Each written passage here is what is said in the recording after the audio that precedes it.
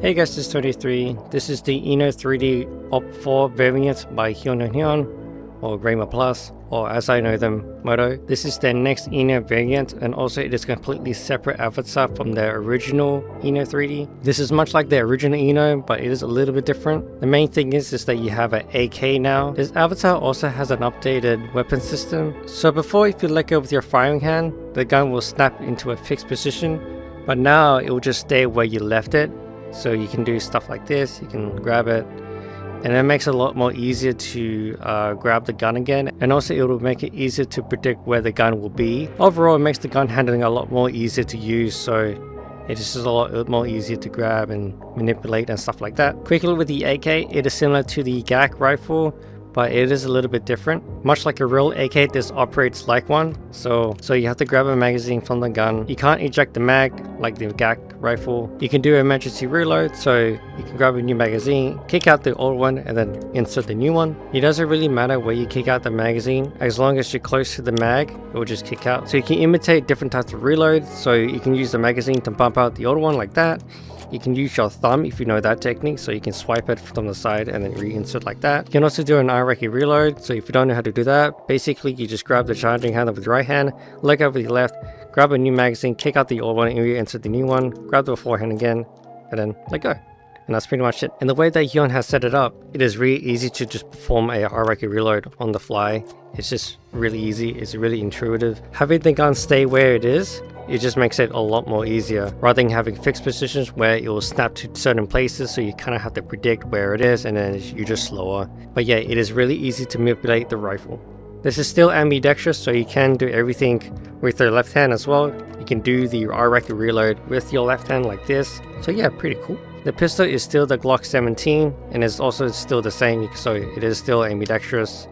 But yeah, apart from that, you get all the toggles that you need, the clothing, the gear, the guns. There's also shape key sliders, so you can change the size of the boobies, the waist, and the hips. And there's also a toggle for bigger biceps if you like. There's also a toggle where your jacket and your hair simulates like it's blowing in the wind. The plate carry is also slightly different to accommodate the AK mags. A new feature that you can do, with the lights and lasers, you can now actuate it with your left hand while you're holding it with your trigger. So the way that works is that while you're two-handing it, if you do a fist and squeeze the trigger, you will actuate it. You only have to squeeze the trigger about 10%, but it's a nice added feature so you can manage your light discipline, I guess. The laser is also updated, so the beam looks a lot nicer. The laser changes depending if it's on global or local, i.e. Vis laser or IR laser. Vis laser, it is the red.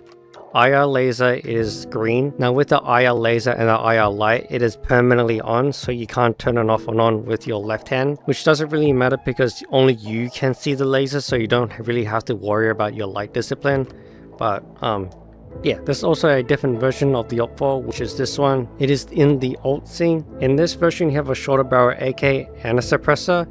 A note with the suppressor is that it is kind of loud, actually a bit too loud, and your magazines are black, as you can see. You also get different pants as well. Well, they're kind of the same, but it just doesn't have that ripped jeans kind of look. And that's pretty much it. So a pretty cool variant. I quite like it a lot. It is kind of cool. I like the new weapon handling system. It is super nice to use, super easy to use. It's just a lot more nicer to use. Doing IREC reloads is really easy, and I quite like that. Not to compare too much, but some assets that can do an IREC reload is a bit more difficult than this, so this is a lot more nicer to use. There are a few things that I think could be changed or fixed. The main thing is that the suppressor is just too loud, and we even lowered it down before the release version, but yeah, it is still kind of loud. You can also hear it quite far away, more than I think you should, but it is what it is. One thing that I had to do that I think I should say, the magazine in the gun was slightly misaligned.